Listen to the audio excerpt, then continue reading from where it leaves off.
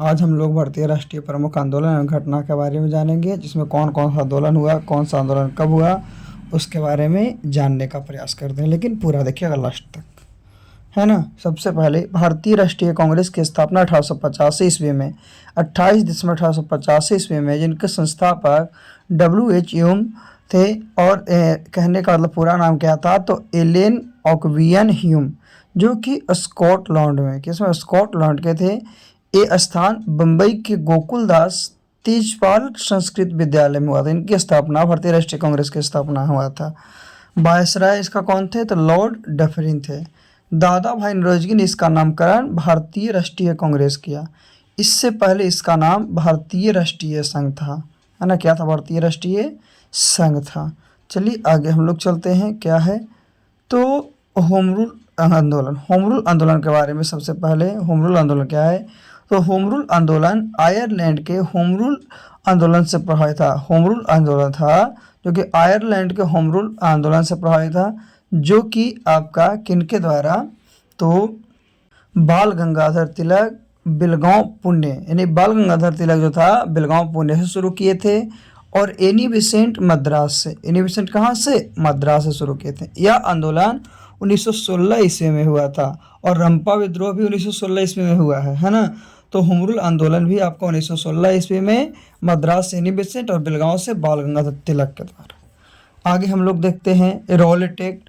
तो Rowlatt act 19 मार्च 1919 ईस्वी को पारित हुआ था। रॉलेट एक्ट था 19 मार्च 1919 ईस्वी को पारित हुआ था। यह काला कानून है, जिसके अंतर्गत किसी व्यक्ति को संदेह के आधार पर गिरफ्तार किया जाता था। इसमें संदेह है तो आपको गिरफ्तार कर लेगा। इसमें क्या था, बिना वकील, बिना अपील और बिना दलील का कानून। बिना वकील, बिना अपील और बिना दलील का कानून।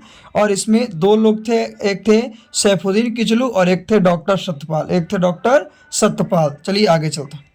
10 अप्रैल 1919 ईस्वी को पंजाब के लोकप्रिय नेता सैफुद्दीन किचलू और डॉक्टर सत्यपाल को गिरफ्तार कर लिया। और क्या हुआ कि 10 अप्रैल जो था 1919 ईस्वी को पंजाब के लोकप्रिय नेता सैफुद्दीन किचलू को और डॉक्टर सत्यपाल को क्या किया, गिरफ्तार कर लिया, क्योंकि यही दोनों का मुख्य रूप से इसमें योगदान था।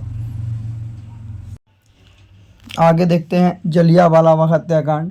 13 अप्रैल 1919 ईस्वी की घटना है। जलियांवाला बाग हत्याकांड 13 अप्रैल 1919 ईस्वी की है।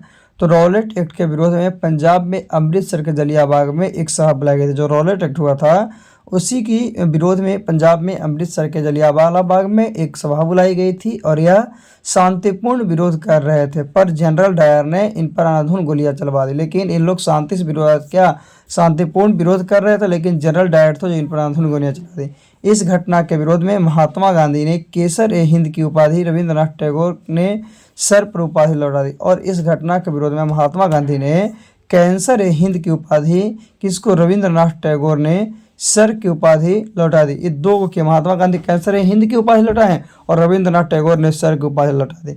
इस घटना की जांच के लिए हंटर कमीशन को नियुक्त किया गया। सरकारी रिपोर्ट के अनुसार इसमें 379 व्यक्ति मारे गए थे, परंतु कांग्रेस समिति के अनुसार लगभग 1000 व्यक्ति मारे गए थे। और जलियांवाला बाग हत्याकांड में हंसराज नामक भारतीय ने डायर का सहयोग किया था। फिर है खिलाफत आंदोलन 1919 ईस्वी में। खिलाफत आंदोलन तुर्की में खलीफा के पद को समर्थन में ब्रिटेन के खिलाफ आंदोलन था। जो खिलाफत आंदोलन था तुर्की के खलीफा के पद में समर्थन में ब्रिटेन के खिलाफ आंदोलन था। और इसकी आंदोलन शुरुआत भारत में शौकत अली एवं मोहम्मद अली। फिर है असहयोग आंदोलन 1920 में। क्या है कि 1 अगस्त 1920 ईस्वी को महात्मा गांधी के नेतृत्व में असहयोग आंदोलन शुरू किया गया। फिर किसके, 1 अगस्त 1920 ईस्वी को महात्मा गांधी के नेतृत्व में आंदोलन शुरू किया गया, असहयोग आंदोलन। फिर चौरा चौड़ी कांड 1922 ईस्वी में। तो महात्मा गांधी के असहयोग आंदोलन के दौरान 4 फरवरी 1922 ईस्वी को कुछ लोगों की गुस्साई भीड़ ने गोरखपुर के चौरी चौरा के पुलिस थाने में आग लगा दी। इसमें 23 पुलिस वालों की मौत हो गई थी। इसीलिए यह आपका चौरा चौरी कांड जो है आपका, यानी चौरा चौरी कांड का 1922 ईस्वी को। तो याद रखना है कि महात्मा गांधी के असहयोग आंदोलन के दौरान 4 फरवरी 1922 ईस्वी को चौरा चौरी कांड, है ना, असहयोग आंदोलन 1920 में। फिर है अभिनय अवज्ञा आंदोलन। सविनय अवज्ञा आंदोलन क्या है, तो ये 1930 ईस्वी में। सविनय अवज्ञा आंदोलन की शुरुआत गांधी जी ने 12 मार्च 1930 ईस्वी को दांडी मात्रा के साथ शुरू की थी। ये जो सविनय अवज्ञा आंदोलन है उसकी शुरुआत महात्मा गांधी के द्वारा 12 मार्च 1930 ईस्वी को। तो फिर 31 जनवरी कितना है 1930 ईस्वी को गांधी की मांग था। 31 जनवरी 1930 ईस्वी गांधी की क्या मांग था? 11 सूत्रीय मांग। और उसमें वायसराय कौन थे? Lord Irwin. इसे अस्वीकार किया गया। इसका रिजल्ट क्या हुआ कि सविनय अवज्ञा आंदोलन हुआ। यही सविनय अवज्ञा आंदोलन का मुख्य कारण था। चलिए आगे। फिर है गांधी इरविन समझौता। गार्विन इमजी समझौता क्या है? तो महात्मा गांधी और बार्सलोट लॉर्ड इरविन के द्वारा किया गया था। इसमें लॉर्ड इरविन की कुछ शर्तें थी। सविनय अवज्ञा आंदोलन को समाप्त किया जाए, कांग्रेस गोलमेज सम्मेलन में भाग लेने लंदन गए, ब्रिटिश सामान का बहिष्कार ना किया जाए ब्रिटिश सरकार। तो महात्मा गांधी 11 सूत्रीय मांग की है। कौन कौन? पहला है पूर्ण रूप से शराब पर प्रतिबंध। दूसरा, विनिमय की दर घटाकर 1 शिलिंग 4 पैसा कर दी जाए। तीसरा, भूमि लगान आधा हो उस पर काउंसलिंग का नियोजन रहे। चौथा, नमक कर को समाप्त कर दिया जाए। पांचवा, सेना संबंधित व्यय को कम से कम 50% की फीसदी कमी हो। छठा, बड़ी से बड़ी सरकारी नौकरियों का वेतन आधा कर दिया जाए। सातवां, विदेशी वस्त्रों के आयात पर निषेध लगे। आठवां, भारतीय समुद्र तट केवल भारतीय जहाज़ों के लिए सुरक्षित रहे और इसके लिए भी कानून का निर्माण हो। नौवां, सभी राजनीतिक बंदियों को छोड़ दिया जाए। 10वां, गुप्तचर पुलिस हटा दिया जाए तथा उस पर जनता का नियंत्रण रहे। और 11 नंबर में था कि आत्मरक्षा के लिए हथियार की अनुमति दिया जाए, यानी अपने रक्षा के लिए हथियार की अनुमति दिया जाए। इस तरह से उन्होंने 11 सूत्रीय मांग किया। किस 11 सूत्रीय मांग की गई। तो गोलमेज सम्मेलन 3 हुए थे, एक 1930, 1931, 1932। तीनों गोलमेज सम्मेलन लंदन में हुए। तीनों गोलमेज सम्मेलन कहाँ? लंदन में। भीमराव अम्बेडकर जी ने तीनों गोलमेज सम्मेलन में भाग लिया था। तीनों गोलमेज सम्मेलन के समय इंग्लैंड के प्रधानमंत्री रैमजे मैक्डोनाल्ड था। कौन था? इनमें मैक्डोनाल्ड। चलिए सबसे पहले प्रथम सम्मेलन में जानते थे 1930 के बारे में। तो प्रथम गोलमेज सम्मेलन 12 नवंबर 1930 ईस्वी को सेंट जेम्स पैलेस लंदन में। कहाँ में? सेंट जेम्स पैलेस लंदन में वायरस लॉर्ड इरविन के समयकाल में हुआ था। भारतीय राष्ट्रीय कांग्रेस और महात्मा गांधी ने इसमें भाग नहीं लिया। भारतीय राष्ट्रीय कांग्रेस और महात्मा गांधी इसमें भाग नहीं लिए। मुस्लिम लीग के नेता मोहम्मद अली जिन्ना, आगा खान एवं मोहम्मद अली, दलित वर्ग के नेता बाबा साहब भीमराव अम्बेडकर ने भाग लिया। यानी इसमें कांग्रेस और महात्मा गांधी नहीं लिए। बाकी मुस्लिम लीग के नेता मोहम्मद अली जिन्ना, आगा खान, मोहम्मद अली, बाबा साहब भीम अम्बेडकर, यानी दलित वर्ग के नेता, ये सब क्या हुए? प्रथम गोलमेज में सम्मेलन में भाग लिए, जो 12 नवंबर 1930 ईस्वी को सेंट जेम्स पैलेस लंदन में हुआ था। और इसके वायरस लॉर्ड इरविन थे। कौन थे इसके वायरस? जो थे आपका लॉर्ड इरविन थे। इसमें कांग्रेस और महात्मा गांधी भाग नहीं लिए, बाकी कुछ लोग भाग इसमें लिए भी थे। तो प्रथम गोलमेज सम्मेलन। द्वितीय गोलमेज सम्मेलन तिथि 7 सितंबर 1931 को, स्थान सेंट पैलेस लंदन, यानी तीनों तो लंदन में हुआ था। वायसराय लॉर्ड लिंथियोगो, सम्मिलित सदस्य मुस्लिम लीग मोहम्मद अली जिन्ना, दलित वर्ग बाबा साहब भीमराव अम्बेडकर, कांग्रेस महात्मा गांधी। गांधी जी एस राजपुताना जहाज से लंदन आए थे। फ्रैंक मॉरिस ने गांधी के अर्धनग्न फकीर कहा था और उस समय फ्रांस मैरिस था जो गांधी को अर्धनग्न फकीर के नाम से संबोधित किया था, है ना।